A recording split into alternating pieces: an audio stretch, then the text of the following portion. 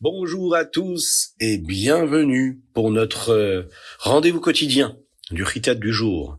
Aujourd'hui, nous sommes le 4 Rejvan, Dalet Rejvan 5786. Nous allons aujourd'hui explorer le voyage d'Avraham Avinu, la sanctification de notre foyer par l'étude de la Torah, mais aussi le rôle crucial que peut avoir l'envie, le désir, la foi véritable en la venue de Mashiach dans notre vie quotidienne. C'est tout de suite, c'est le Ritat et je vous invite à le partager avec vos amis, vos proches, ainsi que vos connaissances.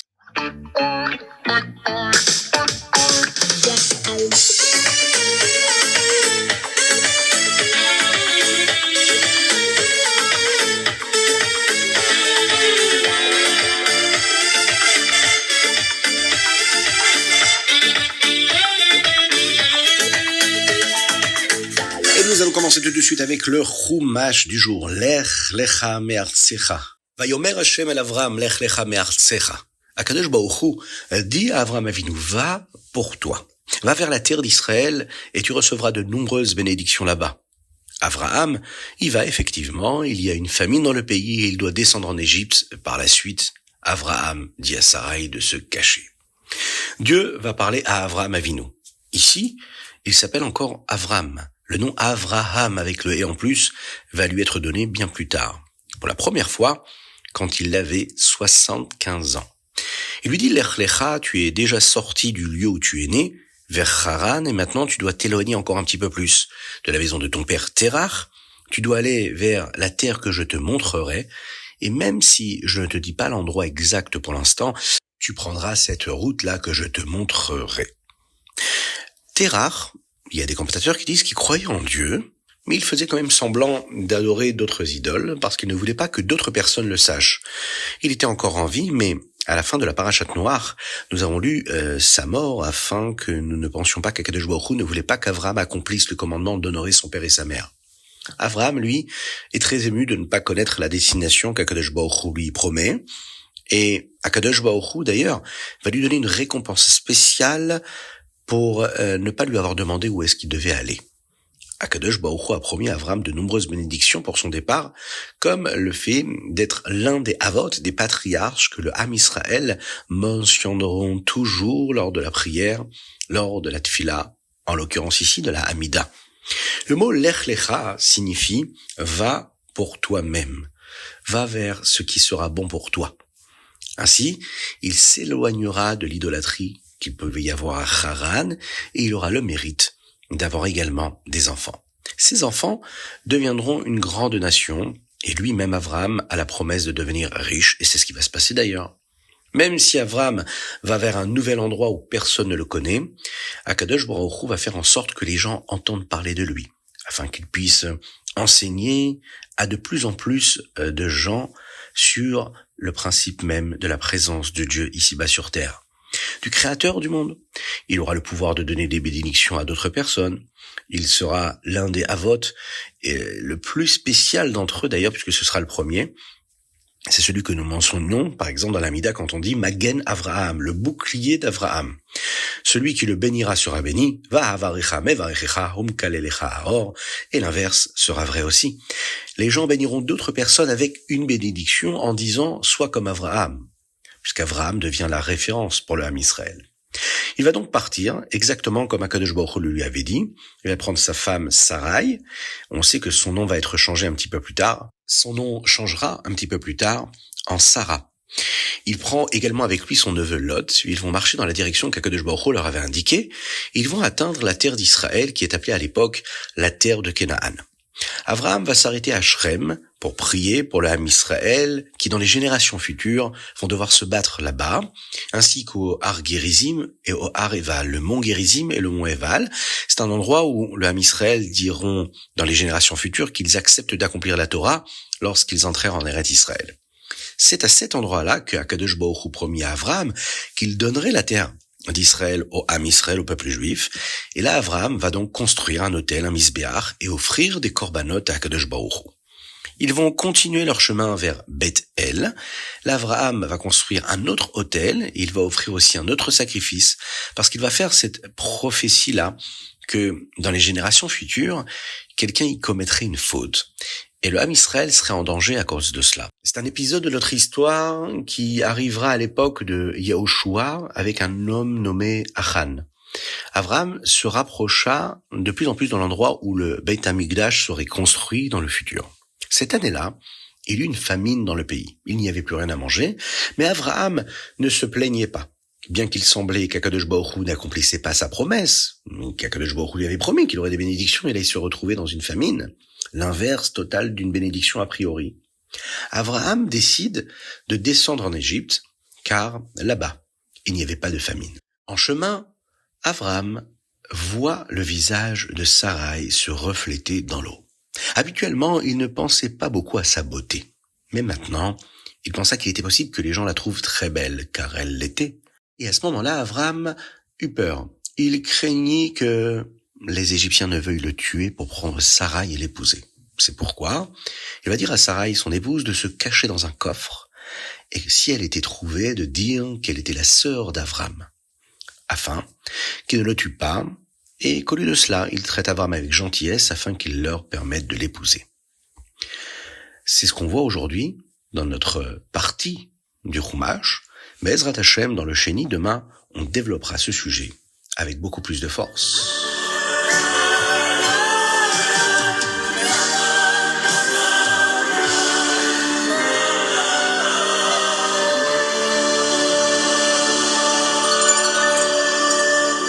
Teilim, aujourd'hui nous sommes le 4e jour du mois de Cheshvan et nous lisons du chapitre 23 au 28, du chapitre Chav Gimel au Chafret.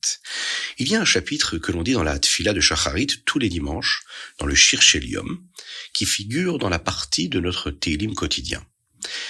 Une partie de ces versets-là parle du moment où le roi Shlomo HaMelech, alla amener l'arche de l'Alliance dans le Kodesh HaKodeshim, dans le Beit HaMikdash. Shlomo HaMelech demanda aux portes de s'ouvrir. C'est où she'arim rachechem ve'inasu pitre olam. Élevez vos têtes aux portes. Il existe d'ailleurs un nigun, une mélodie pour ces paroles, dont certaines parties sont chantées 2 fois. Ce n'est pas une simple répétition des mots. Ces mots sont inscrits 2 fois dans le chapitre. Et d'ailleurs, le Metsudat David, qui commente les versets du Nar, et on dit que les Rebbeim, les maîtres de la Chassidut Chabad, aimaient le commentaire du Metsudat David. Il écrit comme ça qu'il y a une allusion ici. Les 2 fois il est écrit « c'est où » she'arim rachechem, cela fait allusion aux 2 fois où la présence d'Akadosh Baruch Hu, la Shekhinah, résidera dans le temple. Dans le premier temple et dans le 3e temple. Et non pas dans le 2e, parce que le 2e temple, la présence divine d'Akadosh Baruch Hu, n'a pas résidé comme dans la première maison d'Akadosh Baruch Hu, dans le premier Beit HaMikdash, ni comme celle qui le sera dans le 3e Beit HaMikdash.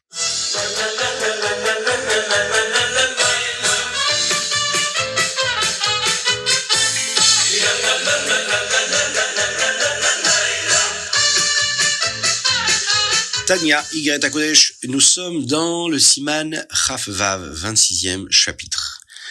Dans le chapitre précédent, nous avons appris que Akadosh Baruch Hu peut être en exil au sein d'une seule personne qui dérange la tfila d'une personne qui est en train de prier. Dans ce chapitre-là, dans cette lettre, nous apprenons que la Torah d'Akadosh Baruch Hu est en exil lorsqu'une personne étudie la Torah, pas de la manière qu'Akadosh Baruch Hu le souhaite. Tout d'abord, le Hadmour HaZaken va nous montrer ici, à travers un passage du Zohar, qui parle aussi beaucoup de Mashiach d'ailleurs, qu'il y a des parties de la Torah comme les Mishnayot qui sont appelées Etz Ada'at, Tov Vara, l'arbre de la connaissance du bien et du mal. Ils sont mélangés de bien et de mal, et la partie intérieure de la Torah, comme le Zohar ou la Chassidut, la partie profonde de la Torah, elle est appelée Etz Chaim, l'arbre de vie. Il n'y a que du bien en elle dans cette Torah. Une personne qui étudie cela pourrait penser qu'il y a des parties de la Torah qui ne sont pas bonnes, chas v'shalom. Nous savons que cela n'est pas vrai du tout, et que le sens est ici que la Torah qu'Akadosh Baruch Hu nous donne ici en exil peut être aussi, elle, en exil au sein d'une personne qui pourrait étudier, pratiquer, comprendre, réfléchir et analyser la Torah d'une certaine façon, qui est en fait une Torah qui est en prison, qui est en galoute, qui est en exil. Une personne peut étudier la Torah, mais Chas v'Shalom ne pas avoir un comportement qui correspond à ce qu'elle étudie. Alors, on pourrait remettre en question la Torah Chas v'Shalom en voyant cela. La vérité, c'est que ce n'est pas la Torah qui n'est pas bonne, c'est la personne qui est en train d'étudier qui n'est pas bonne pour le moment. C'est la personne qui étudie cette Torah qui laisse cette Torah-là en exil et qui l'enferme. Nous verrons dans le chapitre suivant que lorsqu'une personne se comporte mal, la Torah est en exil elle-même. Parce que nous voulons tous que Mashiach arrive maintenant et qu'il n'y ait plus d'exil. Et comme nous le voulons, nous devons nous assurer que notre comportement soit en correspondance totale avec l'étude de la Torah. Cette étude de la Torah qui façonne notre existence et qui nous montre en réalité de quelle façon on doit se comporter. Mais pour cela, il faut intérioriser l'étude, il faut se rappeler qu'à travers les mots de la Torah, nous avons la sagesse d'Akadosh Baruch Hu et que notre but ici-bas sur terre, c'est de dévoiler Dieu et de faire en sorte que sa lumière puisse imprégner l'intériorité de notre être, de notre esprit, de notre âme, mais aussi et surtout de notre comportement, afin que la lumière d'Akadosh Baruch Hu illumine notre entourage et le monde entier. Et de cette façon-là, on est sûr que Mashiach pourra arriver, et c'est sûr qu'il arrivera de manière très très très rapide. En tout cas, c'est une promesse de le Maître.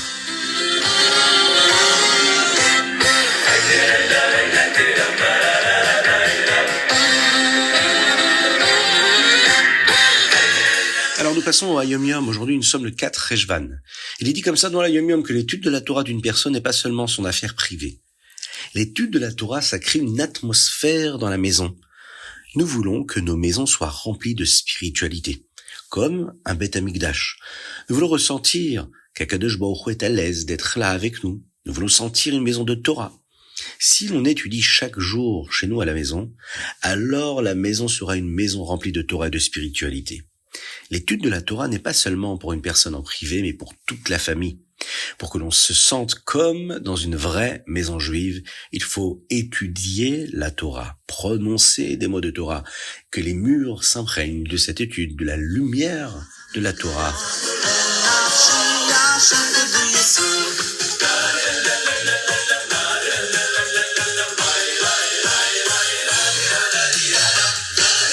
Et nous passons au Rambam du jour. Aujourd'hui, nous sommes dans l'Hilchot Mikvaot. Dans le Rambam d'aujourd'hui, nous apprenons quand un mikvé n'est pas considéré comme valide. Dans le 5e chapitre, on nous dit que l'eau qui vient d'un récipient et non de l'eau de pluie est appelée Ma'im Shvuim, de l'eau puisée.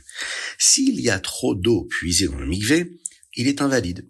Et dans ce chapitre, nous apprenons les différentes manières par lesquelles l'eau puisée peut entrer dans le mikvé et le rendre donc invalide. Par exemple, 2 personnes peuvent verser un seau d'eau où quelqu'un peut tremper quelque chose et l'eau qui était à l'intérieur du récipient retourne dans le mikvé. Dans le 6e chapitre, on nous rappelle et on nous apprend les lois qui concernent le type de récipient qui fait que l'eau n'est plus considérée comme de l'eau de pluie. Il existe des types de tuyaux qui sont considérés comme un récipient car ils n'ont pas été créés pour contenir l'eau, mais pour que l'eau y passe par ces tuyaux.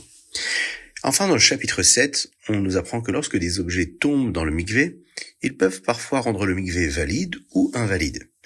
Si quelque chose tombe dans le mikvé et provoque un changement de couleur de l'eau, cela invalide le mikvé. Il devient donc pasoul. Mais si de la neige ou du sel tombe à l'intérieur, ils peuvent être comptés dans les 40 CA. Les 40 CA, c'est l'unité de mesure nécessaire pour qu'un mikvé soit valide. Le jus, par exemple, n'est pas considéré et compté dans les 40 CA, mais d'un autre côté, il ne va pas rendre le mikvé invalide.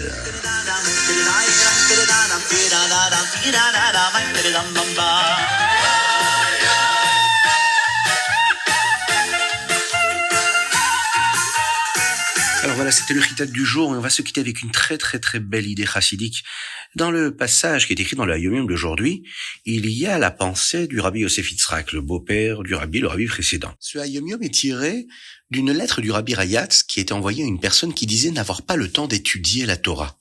Le Rabbi Yosef Yitzhak lui écrivit « C'est une très mauvaise chose. Une personne doit fixer un temps pour l'étude de la Torah chaque jour. Kviyut etim la Torah. » Première chose, c'est important matériellement. Comme nous l'avons appris dans la Yom Yom du 28 Tishri, Dieu donne la subsistance matérielle et la parnassa dont le juif a besoin en récompense de l'étude de la Torah. C'est marqué, Im bechu kota itelechu. Alors à ce moment-là, Venatati gishmechem beitam. Si vous marchez selon mes lois, je vous donnerai vos pluies en leur temps. C'est assez simple. Pour recevoir la parnassa, il faut donc suivre la Torah et les mitzvot. Deuxième raison pour laquelle il faut fixer un temps d'étude, parce que c'est important spirituellement.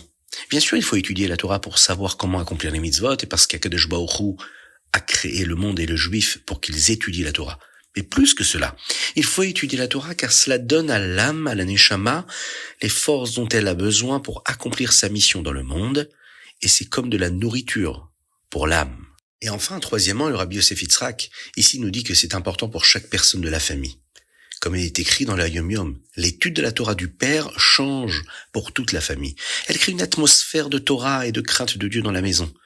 Le Rabbi Yosef Yitzhak écrivait à cette personne que si jusqu'à présent elle était occupée 12 heures par jour par ses affaires, par sa parnassa, eh bien dorénavant elle devrait être occupée 2 heures de plus et étudier la Torah au moins 2 heures chaque jour.